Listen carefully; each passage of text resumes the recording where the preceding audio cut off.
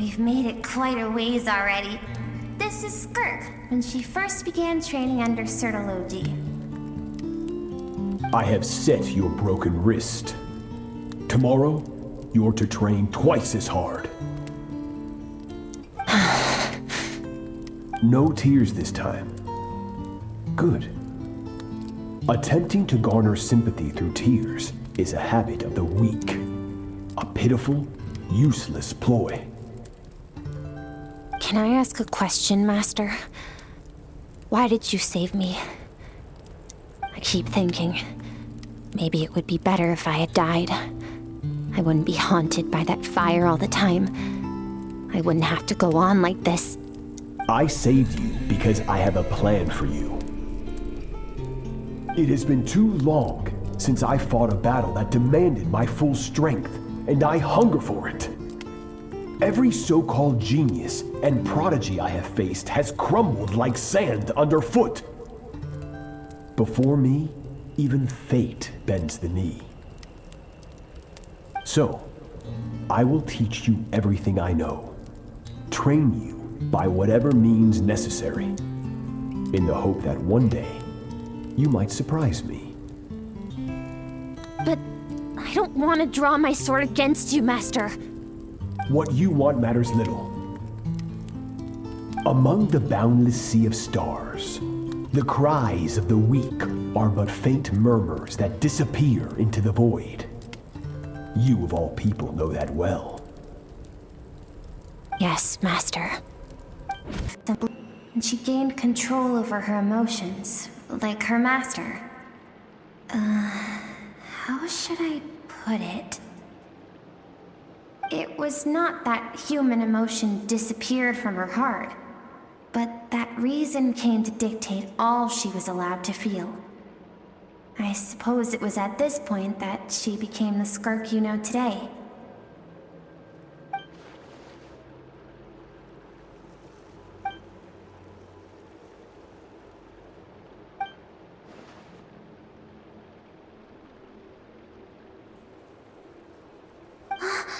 We're nearly there. I almost don't want to reach the end. Well, shall we? This is the final stretch.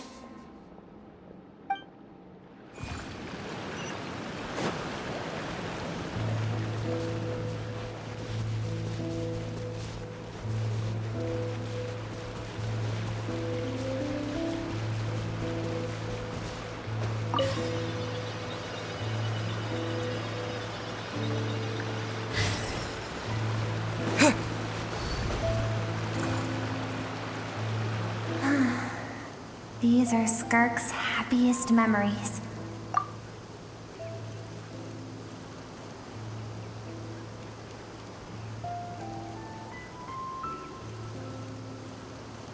What a simple and carefree time it was. Wisps of clouds dotted the sky. The sun bathed everything in golden light. And when song filled the air, not even the shyest of flowers could resist swaying along. This is Skirk's homeland. She was so curious about everything as a child, always skipping school to go exploring instead. There was so much to discover. The treasures at the bottom of the sea, the secrets beyond the stars, and that merchant ship packed with adults wearing those strange clothes. Yes, the ship. That was the beginning of the end. It was a spaceship. When it arrived, the people that disembarked wore smiles on their faces and spoke of friendship. They claimed to be merchants from a neighboring planet, looking to establish trade. Skirk's parents, her relatives, her neighbors, everyone welcomed the newcomers with open arms and allowed them to explore the planet. To them, the visitors were guests and should be treated with hospitality. No one had any idea of what was to come. Several months later, an army of unknown origin arrived without warning and carried out a ruthless campaign to destroy everything and everyone on the planet. Skirk had skipped school that day, like so many times before, so she was not caught in the immediate wave of destruction. But when she came home that day, only fire and ruin awaited her.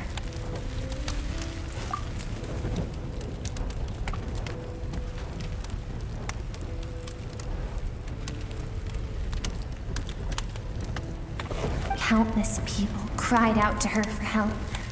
People she knew and loved. Friends and relatives. The little girl who lived next door. The shop owner with the bad leg. The bad-tempered teacher she had made fun of just that morning. Their lives were discarded like worthless trash as the fire consumed one life after another. Skirk was helpless. All she could do was run. And so she did. She kept running until an unexpected figure crossed her path. If Sertology hadn't been there in that moment, the fire would have claimed her life too. And there she would have remained, left to rot in the scorched earth, with no answer as to why any of this was happening.